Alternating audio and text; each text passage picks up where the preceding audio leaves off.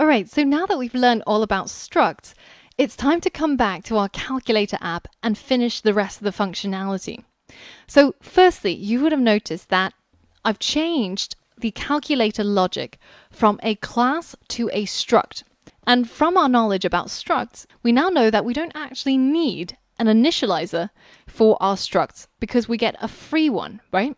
And Xcode won't give us any errors or complaints because we're now using a struct. Now, there's other things that we can improve in our code as well.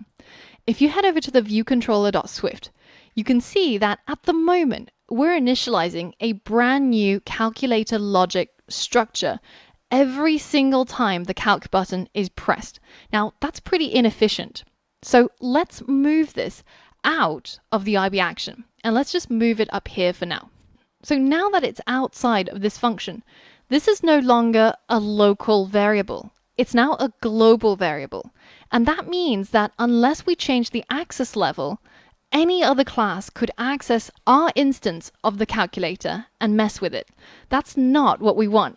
So let's go ahead and add that private keyword, which we add in front of all of our global variables by default. Now, the next problem is that Xcode tells us that you cannot use display value within a property initializer because the property initializers run before self is available. Now, what does all of that mean? Well, it means that because this is a global variable, which happens even before viewDidLoad gets called, the Swift compiler can't be sure that display value is not nil at the point when you're trying to initialize calculator logic.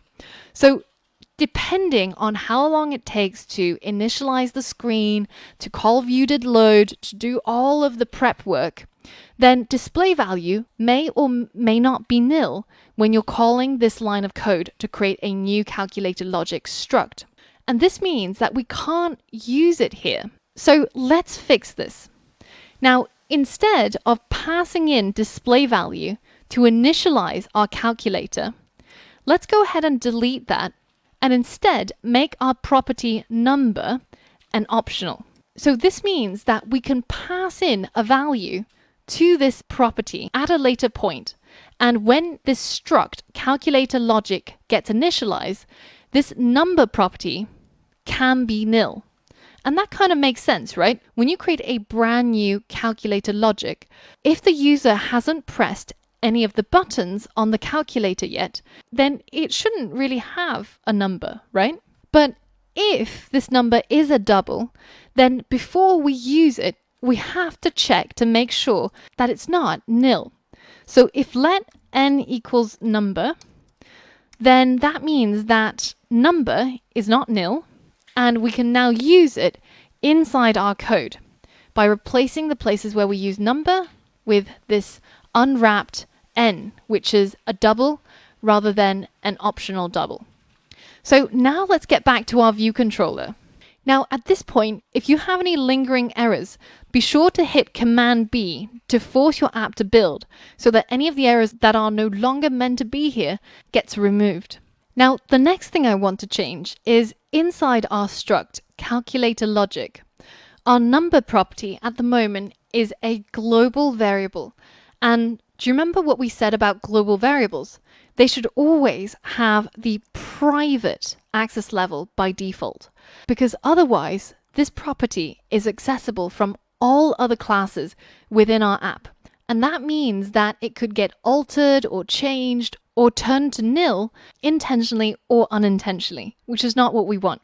Because this property number is integral to our calculator logic model. It's nobody else's business.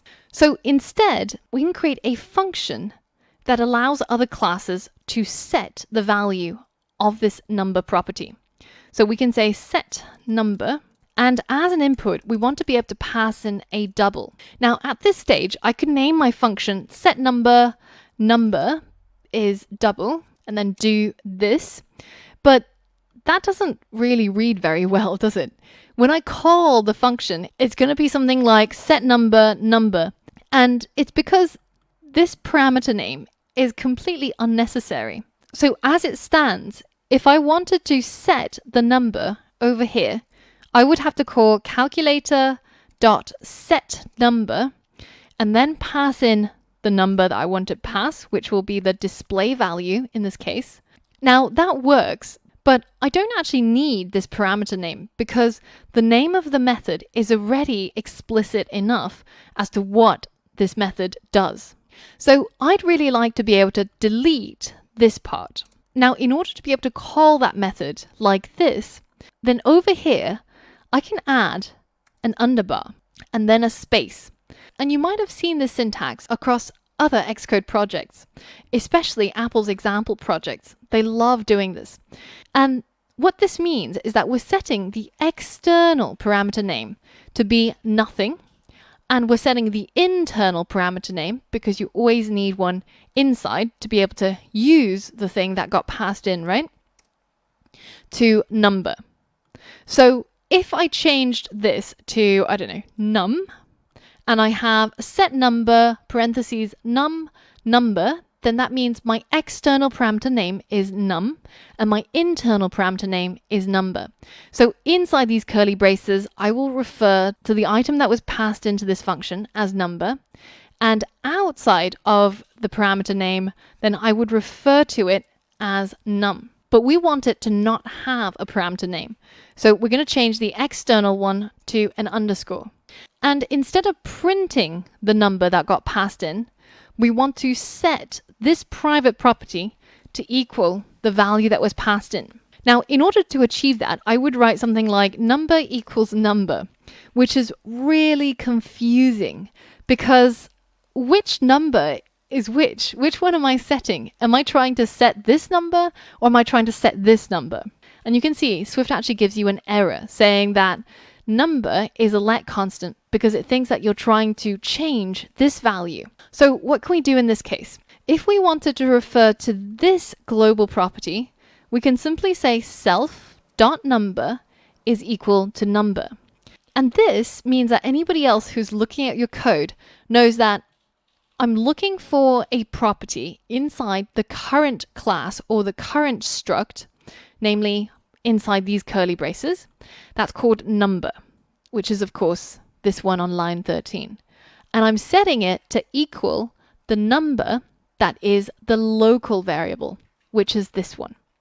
Now, the next problem we have is it tells us cannot assign to property self is immutable, mark method mutating to make self mutable. So you should be familiar with this already because we saw this when we were learning about structs. Because we're creating this function inside our Swift structure, and this line of code modifies one of the properties of the struct. So if you remember, when you use a struct or when you pass around a struct, it does so by copying all of the values.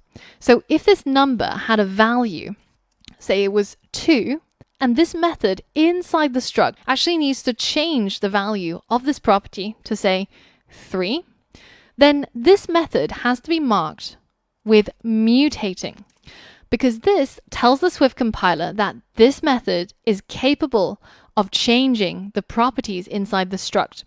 And that means that it knows to make a brand new copy of the struct when this function is run, so that it can update the property.